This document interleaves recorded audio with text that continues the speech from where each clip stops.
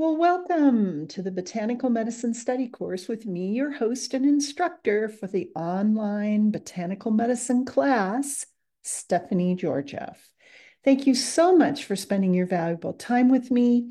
And if you would like to participate in the course, which will begin in early 2024, click in the link below for a free introductory video and handouts. I'm hoping to get it started in early 2024. So stay tuned for information. And if you do click below, you give me your email, I'll just update you when it starts. Now, I grew up in Southern California, in Orange County, Southern California, and Orange County in the late 1800s and up through, I would say, the 1970s, citrus was a major cash crop for much of the region.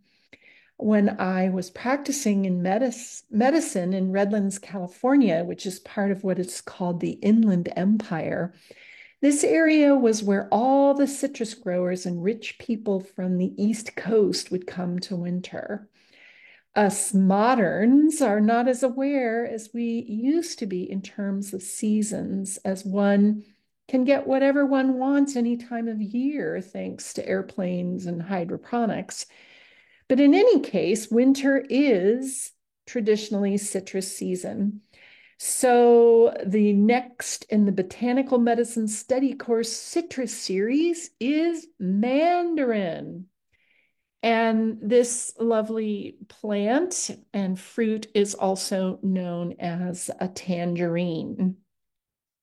Now, the tangerine, mandarin, is a type of citrus fruit that, as we can see, is orange in color, and it's considered a variety of Citrus reticulata.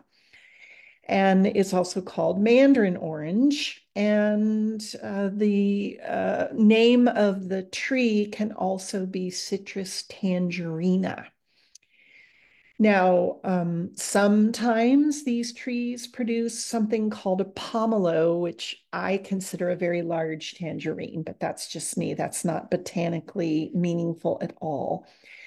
Now, the word tangerine was first used for the fruit coming from Tangier, Morocco. And this was also described as mandarin variety. And under the Tanaka classification system, Citrus tangerina is actually considered as a separate species.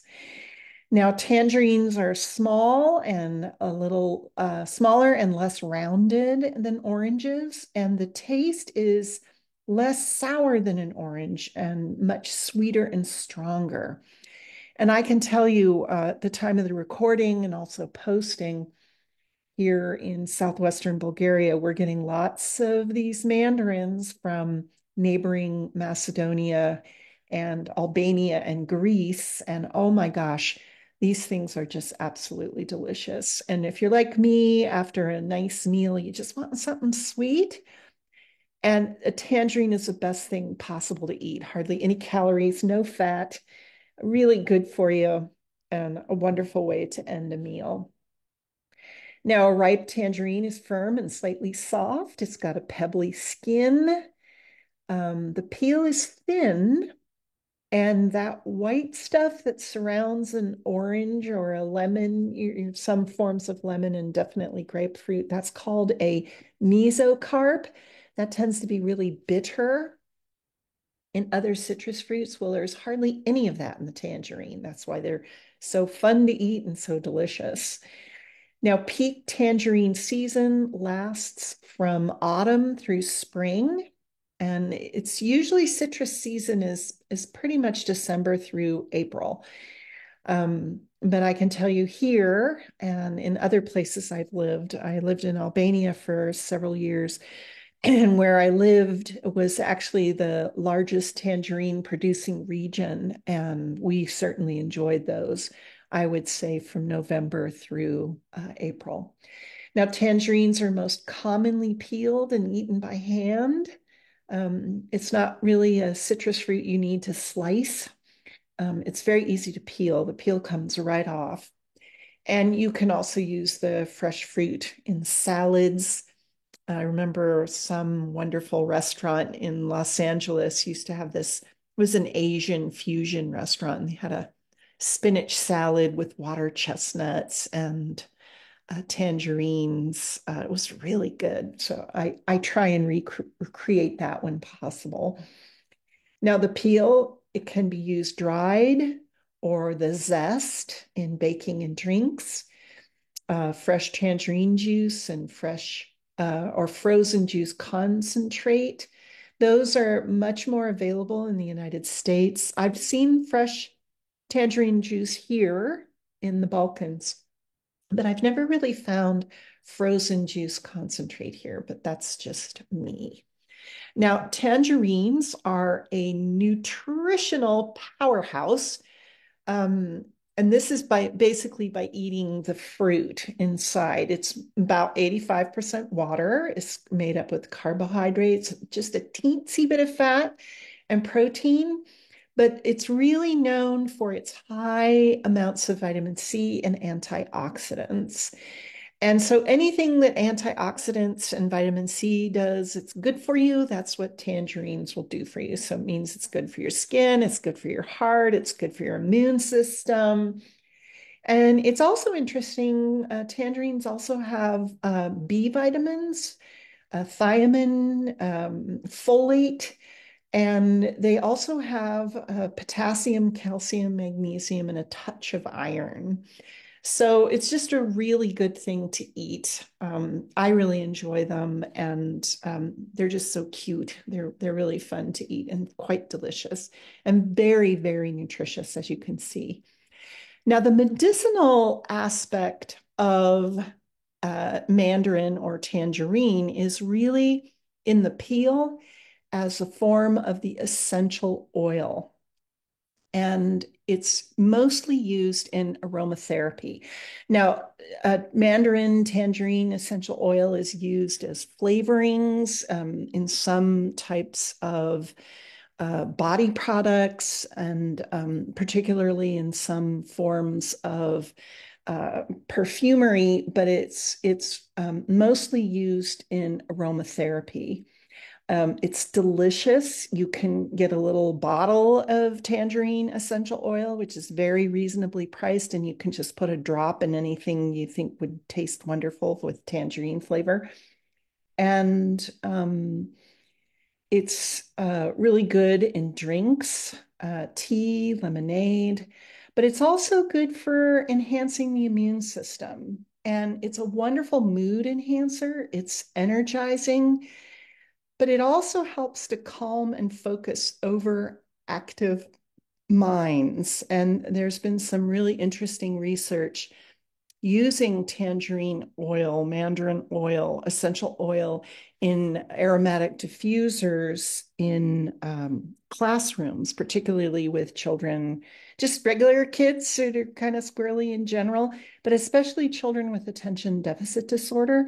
And we're finding that a combination of lavender oil and tangerine oil is really good at calming these children down, but also helping them focus. So that's what essential oil is used. It's a very safe oil. There's no known horrible things that happen with this. I find it, at least on adult skin, it's good to use it straight, but definitely give yourself a patch test. I don't want you breaking out in welts and saying, why didn't she warn me?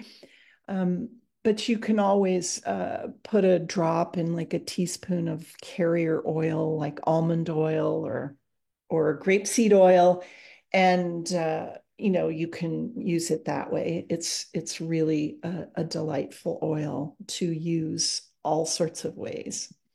Now, the main chemical constituents, as you can see in front of you, and again, this is from Science Direct, my favorite go-to diagram source.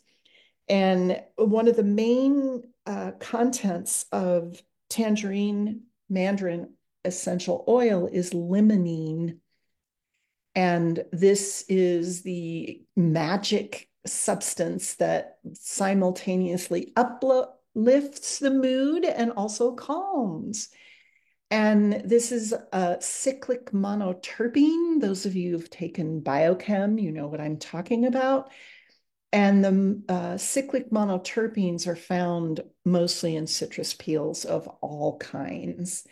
Um, it really is a lovely fragrance. It's used in food manufacturing. But also, what is interesting about limonene is it inhibits the growth of fungus, particularly fungi that attack food. So that's why it's a wonderful thing to eat on a regular basis.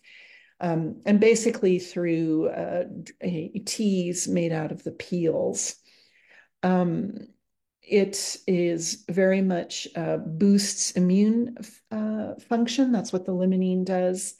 And there are all kinds of therapeutic enhancements, especially digestion improvements and anti-inflammatory properties.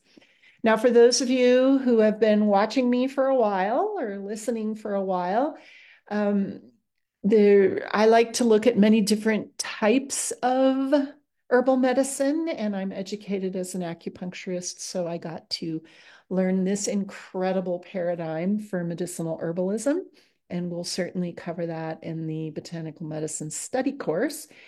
But the Chinese are very specific in their herbal medicine. So they use all different parts of the plant for different reasons, and they treat it differently. And you have to learn all of this to pass your boards.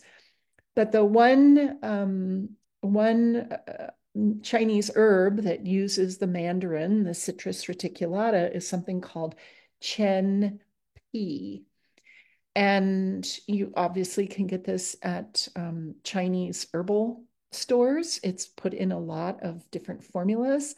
But I find, because I really love to eat a minimum of 2 tangerines per day, there's all this peel. And if you have a food dehydrator, you just kind of cut it in little slivers, the peel, and you dry it. And you have this wonderful supply of artisan uh, chen pi that you can put in teas or sauces or all kinds of different things. And what this does, it enters the lung, spleen, and stomach meridians. It's pungent, which means it's kind of spicy. It's bitter and warm, and it supports what's called the middle jiao. And the middle jiao in Chinese medical theory is basically the digestive system. The upper jiao is the lung and heart, and the lower is your excretion organs. Um, so that's the difference of those. But the middle jiao is all about digestion. And this herb supports spleen qi. It's the energy specifically of your digestion. And what it does really, really well is it dries damp and phlegm, and it prevents stagnation. And phlegm in Chinese medicine is one of these kind of an ubiquitous terms that's used, and they say it's visible and invisible phlegm. And for those of us, we're pretty familiar with the visible phlegm. And I'm telling you, this stuff dries up the phlegm. And it also dries up your stools. So if you're having trouble with diarrhea, this is amazing in terms of stopping that. And if you're not suffering from diarrhea, this will plug you up, let me tell you. So you need to be careful with it. If you tend towards slow bowel movements and dry ones, this herb needs to be used very much with caution because it will definitely plug you up. But it's a wonderful herb, and it's really good if you've got lots of runny noses, or when you're at the end of a cold and you just can't remember what it was like not to be coughing up, balls of stuff and blowing your nose constantly. This is a very nice herb to throw into the mix. Now, as is wonderful about Chinese medicine, they use all kinds of different aspects of tangerine. They even use, but it's very rarely used, and I couldn't find any good information, the net, the white net that surrounds the fruit. But they also use the unripe tangerine peel. And this is a wonderful herb, and it's also used in a lot of different formulas, specifically for breast pain. It's used for things like fibroid tumors. Make sure you get diagnosed properly. This isn't for cancer, but if you've got fibroidy breasts that give you a lot of pain, this is a wonderful thing to throw into a formula. And as it says, it's pungent, bitter, and warm. It enters the gallbladder, liver, stomach, and spleen meridians. And the big thing is it spreads liver qi. And in Chinese medicine, anything to do with pain is stagnated liver qi. That's the fun title of it. And it dissipates clumps. It also dries dampness. And you need to be careful because it does raise your blood pressure. Now, this is really good for pain. It's really good for pain. People who bloat and distend. It's also used for malarial disorders after the fact, not to prevent, but after. Sometimes people with malaria, they just have a lot of after effects, and this is a wonderful one for that. And as again, it's also good for breast abscesses, and sometimes women get that when they're breastfeeding. Now, cooking with tangerines is just a fun pastime, and there's all kinds of recipes, and I've listed a link for some wonderful recipes in the program notes. The juice is a wonderful addition to anything you would use citrus for if you want to use it. And I would say it's really good with things like beef and pork and uh, fowl, poultry. If you want to use it as a marinade, it's really good. You can also make savory sauces with tangerine juice. The fruit is wonderful raw in salads, and you can also bake with the fruit, actually, the whole slices of the fruit. And again, the citrus peel of the tangerine just adds a very lovely mellow flavor to anything you could possibly imagine. So definitely check out the link and have a lot of fun with that. Now, growing tangerines, this is a plant that does wonderfully in yards in Mediterranean climates and desert climates. For those of you who are living in colder places, it's a wonderful, wonderful tree in a container. And so you just move it outside during the spring and summer. So the flowers can be pollinated by pollinators, and then it starts bearing fruit in autumn and winter. And that's when you can move it inside where you are with your heater so it doesn't freeze. And again, I've left a link in the program notes on how to grow tangerines. So, however you want to use this wonderful gift of nature in your life, either just eating to your heart's delight during the season. I highly recommend getting a food dehydrator and making your own dried citrus tangerine peels. Or if you want to play around with the essential oil or use it as the Chinese do in various formulas, or if you just want to cook with it or grow it. This is such a lovely gift from nature, and I hope you create a good relationship with it. So this is Stephanie Georgia saying thanks so much for spending your valuable time with me. Again, hopefully in early 2024, I'll have the online botanical medicine course up and running. And if you want a little taste of that, There's a link below to get a free video and handouts, and I will update you when the course starts. So until next time, be well.